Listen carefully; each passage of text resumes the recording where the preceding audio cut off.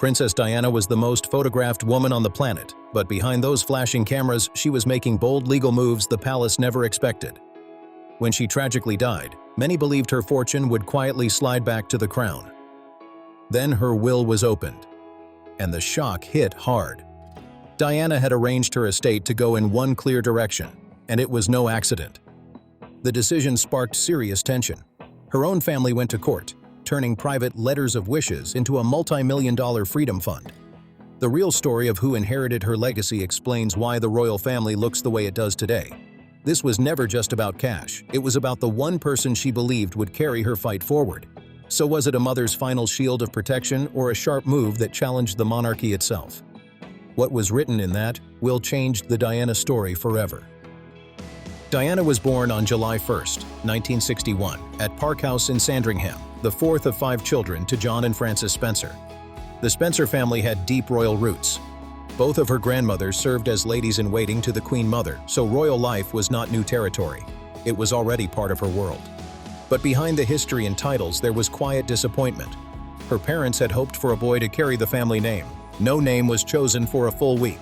When they finally chose Diana Frances, it honored her mother and a relative once considered as a possible Princess of Wales. At home, she was called Dutch, a nickname that hinted at a Duchess-style confidence even as a child. She was baptized at St. Mary Magdalene Church and grew up with her sisters Sarah and Jane, and her younger brother Charles. But the family had already faced heartbreak.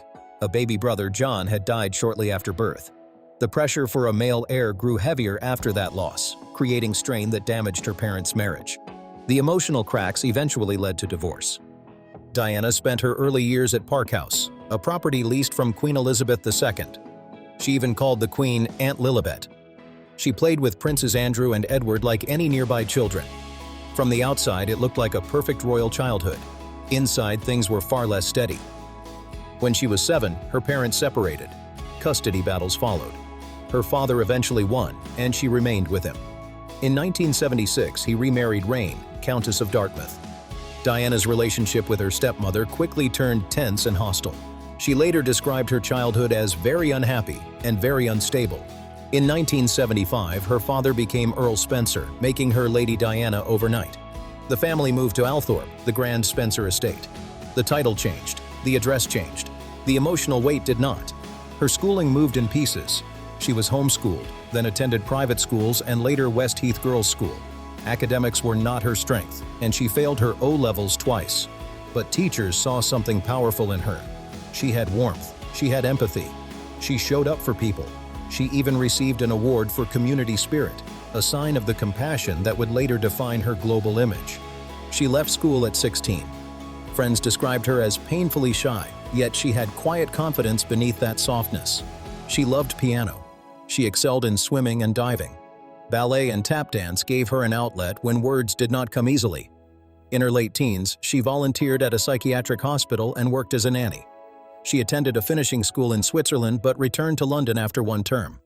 Back in London, she shared a flat, took cooking classes, worked small jobs, and taught dance until a skiing accident sidelined her for months. She cleaned for family friends, worked at playgroups, hosted parties, and eventually became a nursery assistant in Pimlico. In 1979, her mother gifted her a modest flat in Earl's Court for her 18th birthday. She lived there quietly with roommates, building independence step by step. No palace walls, no royal spotlight, just real-life lessons. While Diana was shaping her own path, another story was unfolding inside royal circles. It involved unfinished feelings, old connections, and expectations that never faded. The love triangle between Diana, King Charles III, and Queen Camilla became one of the most talked-about royal dramas in modern history. But it did not explode overnight. It developed slowly, over years, long before Diana stepped into the picture. Charles first met Camilla Shand at a polo match through mutual friends. From their first conversation, there was natural chemistry. He admired how she laughed at the same jokes, how she spoke freely without being intimidated, how she made him feel understood. That bond never fully disappeared. And when Diana entered the royal stage, those unresolved feelings would collide with her life in a way that reshaped the monarchy forever. Camilla was never dazzled by royal titles. She did not act impressed. She spoke to Charles like a regular man, not a future king, and that confidence pulled him in fast. After their first meeting, he called her non-stop. But royal duty does not slow down for romance. Charles joined the Royal Navy, distance grew, and reality stepped in. At the time, Camilla did not fit the palace checklist for a future Princess of Wales. She was not seen as having the right aristocratic image, and she had a past relationship history. Those quiet judgments mattered in royal circles. The pressure built, and the relationship cracked. Camilla reconnected with Andrew Parker Bowles, someone she had known for years. While Charles was away in the Caribbean, she accepted Andrew's proposal. Charles was heartbroken, pouring his feelings into letters, saying what they had felt special but short-lived. Camilla married Andrew in July 1973. Even though Charles had urged her to reconsider, the wedding did not erase their connection. They stayed close, and over time their bond resurfaced. Despite Camilla now being married with a child, Andrew was aware of the situation but did not publicly challenge it. Some insiders later claimed he chose silence over scandal. In 1977, Charles met Lady Diana Spencer. She was just 16. At first, there was no romance. In fact, Charles briefly dated her older sister, Lady Sarah. Diana was simply nearby, a shy teenager moving in royal-adjacent circles, unaware of what was ahead. But by 1980, Charles saw her differently. She was young, graceful, and had a clean public image. She matched what the institution expected. She joined him at Balmoral, attended polo matches, and suddenly the media spotlight turned bright. Under growing pressure, Charles proposed. In February 1981, their engagement was announced. The world celebrated a fairy tale, but early signs hinted at tension. When asked if they were in love, Diana quickly said yes. Charles responded, "Whatever in love means." They had met only a handful of times before committing. Still, they married on July 29, 1981, in a global spectacle watched by millions. Prince William was born in 1982 and Prince Harry in 1984. Diana later said those early years were their happiest. But the calm did not last. Within a few years, Charles and Camilla found their way back into each other's lives, even though both now had families. Diana sensed it. Eventually, she confronted Camilla directly. Diana later shared that she told Camilla she knew what was happening. Camilla replied that Diana had everything: public love, 2 sons, admiration worldwide. Diana's answer was simple and sharp. She wanted her husband. She made it clear she knew the truth and would not be dismissed. By 1992, the affair exploded publicly. Private phone recordings between Charles and Camilla were leaked, creating massive headlines.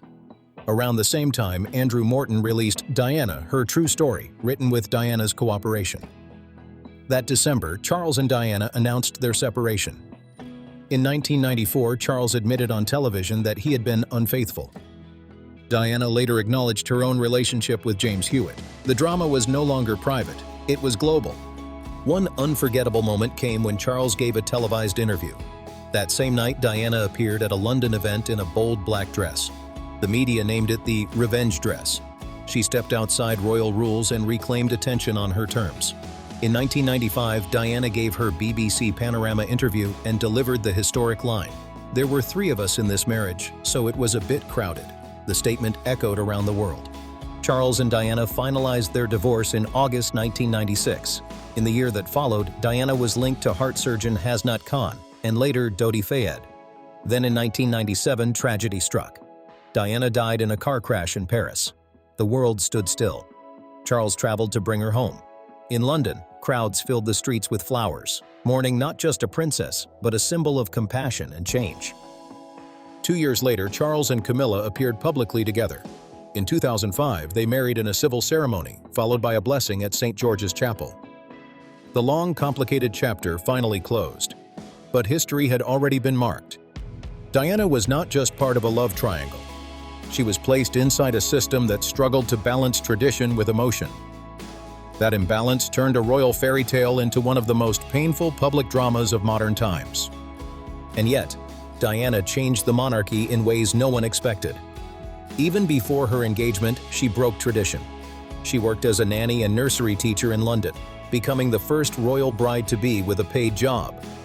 Royal women were expected to arrive untouched by ordinary life. Diana arrived with real-world experience and independence. Then came the ring. Charles gave her a sapphire engagement ring surrounded by diamonds. Instead of a custom design, Diana chose it directly from a jeweler's catalog. She picked what she loved, not what protocol dictated.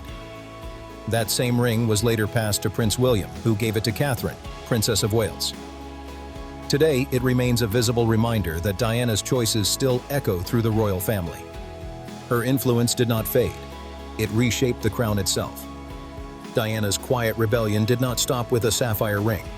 At her 1981 wedding, she removed the word obey from her vows.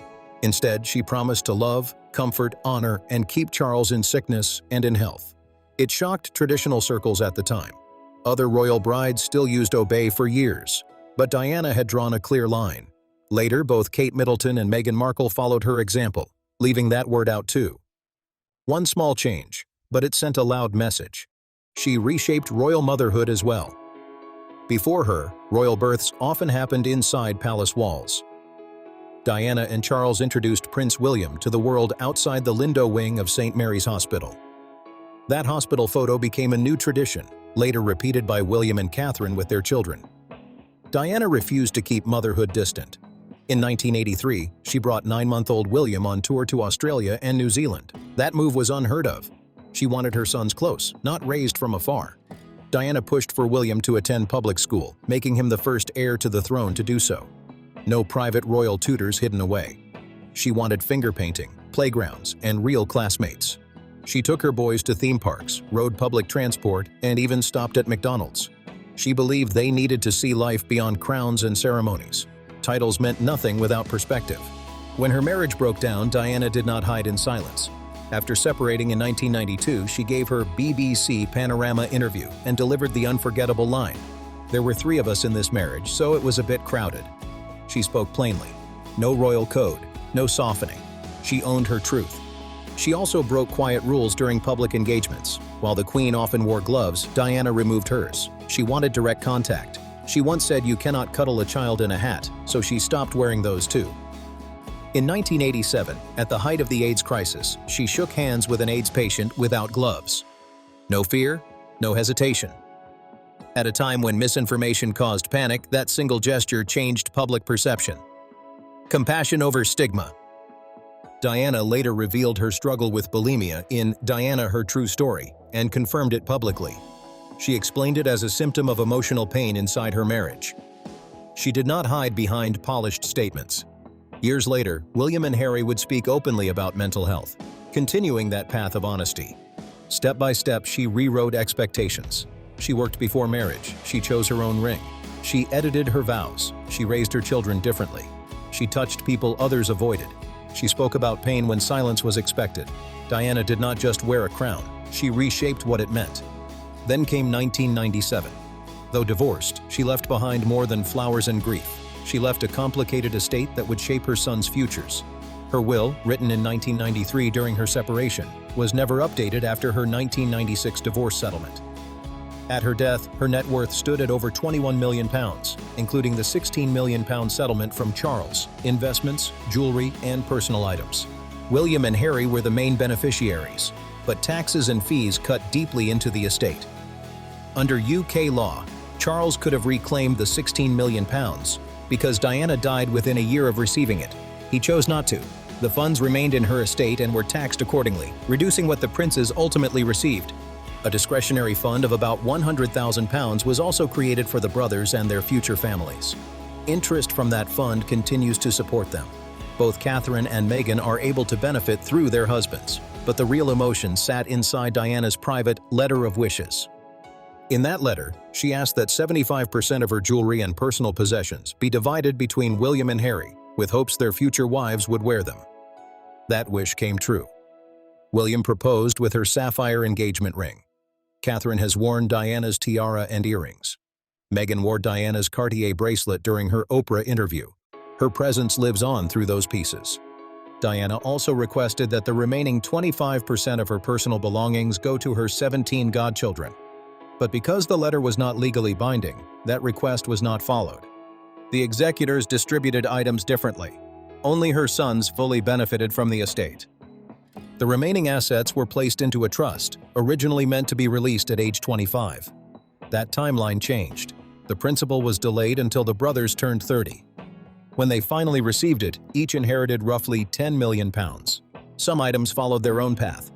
Diana's famous wedding dress stayed with her brother for years, displayed at Althorp and exhibited for charity. It was later transferred to William and Harry and displayed at Kensington Palace in 2021. After her death, each son chose a personal keepsake. William selected Diana's Cartier tank watch. Harry chose her sapphire engagement ring. The brothers agreed that whoever married first would use the ring. When William prepared to propose, Harry handed it over without hesitation. Later, Harry honored Diana by placing 2 of her diamonds into Meghan's engagement ring, a quiet tribute stitched into a new chapter. Many assume William and Harry inherited Althorp. They did not. The estate belongs to the Spencer family and will pass to Diana's nephew. Her sons inherited her wealth, not her ancestral home. Today, their financial positions differ greatly. William's future role as king places him in a very different position than Harry. But Diana's inheritance gave Harry independence. In 2021, he shared that her funds helped him and Meghan step away and build a new life in the United States. Even in death, Diana's planning provided options. She did not just leave money, she left leverage. Princess Diana changed the monarchy from the inside out. Through small edits, bold gestures, and personal honesty, she created space for a new kind of royal story. Her influence still moves through the family today, visible in traditions, conversations, and choices that once would have been unthinkable.